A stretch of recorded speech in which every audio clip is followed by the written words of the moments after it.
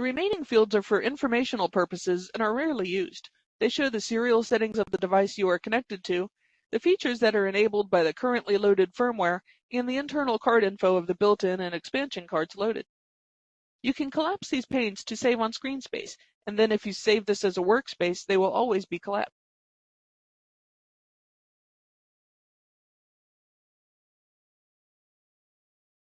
The remaining fields are for informational purposes and are rarely used. They show the serial settings of the device you are connected to, the features that are enabled by the currently loaded firmware, and the internal card info of the built-in and expansion cards loaded. You can collapse these panes to save on screen space, and then if you save this as a workspace, they will always be collapsed. What does not have its own pane is loading web pages to a processor. One more thing you can do in Toolbox that does not have its own pane is loading web pages to a processor or PDA. For this application, you must use the Functions pull-down menu and select Web Pages and Mobility Projects. From here, you do have the ability to set a user password for added protection. Once you verify that the web server is enabled, select the folder with the .xweb extension. This folder contains all of the files associated with a web browser project. Next, determine if you will be sending the files to the internal flash or a compact flash card if one is available. If you select Compact Flash, you can optionally create a subfolder that will store the project pages. Then press the Send button.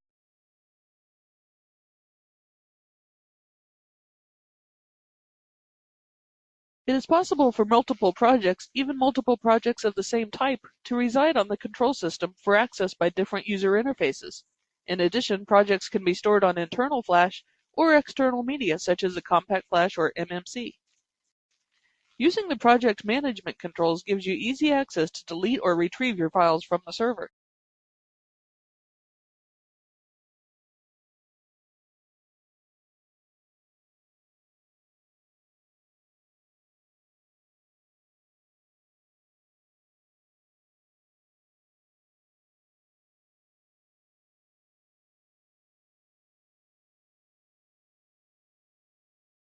The text console performs text-based or command line functions. The text console allows us to use console commands to perform diagnostics and functions not found in the other tools. There are a few different levels of help available. To see all of the help commands, type help all. You can see that there are quite a few commands listed, so in order to see them separated into different categories, type help ? Before doing that though, I'm going to use the shortcut Alt-C to clear my screen. Now help ? displays a list of subcategories to help you find a specific command.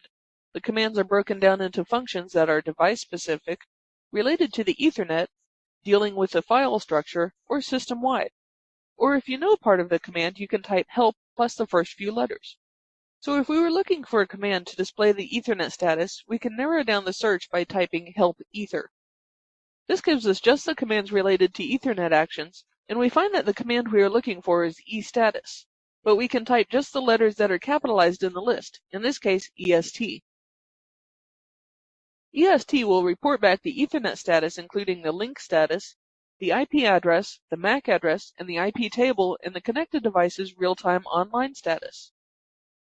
One quick note about what you're seeing here. My Pro 2 has an ENET2 card on board, so for the Ethernet status it shows two columns, one for LAN A and one for LAN B, because there are two different ports. Let's take a look at a couple of useful commands. IPT shows just the currently loaded IP table and the real-time online status of the IP IDs. ERR is a quick way of viewing the error log, and clear ERR will clear the error log from the device. The WHO command is an easy way to see what devices are currently connected to the device via IP. Lastly, some of the commands allow you to change the option in the processor rather than simply checking status. For instance, if I wanted to give this processor a host name, in order to use the DHCP connection, I know that the command is host, but I am unsure of the syntax. To find out exactly how to enter the command, I type host ? And instead of returning the actual host name, it will tell me the proper format needed. Now I can see that it is looking for the command hostname, followed by either an ASCII string containing the name, or /clear to clear the current name. And if I don't put any parameter after the command, it will report the current value. So if I type host mypro2, it will accept the name and prompt me to reboot the processor. There's a command for that too, which is reboot. Now it has rebooted, and if I prompt it for the host name, I can see that it did take my name, mypro2. This tool allows us to communicate directly with CrestNet.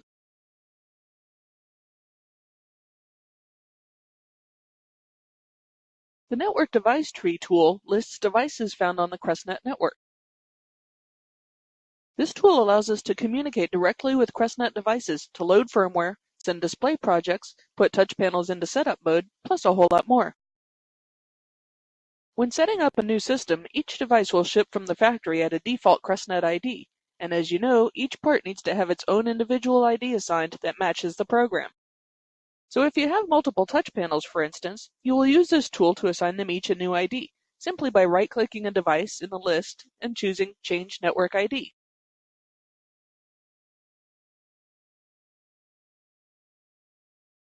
Other available options include the ability to put the touch panel into setup mode, load a new project,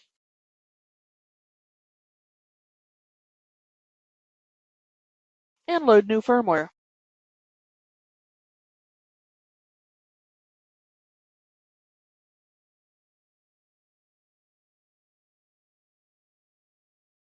When used in conjunction with the SMW Program Tree tool, you can easily configure the hardware to match the program loaded in the processor. Simply open the SMW Program Tree and select the simple program.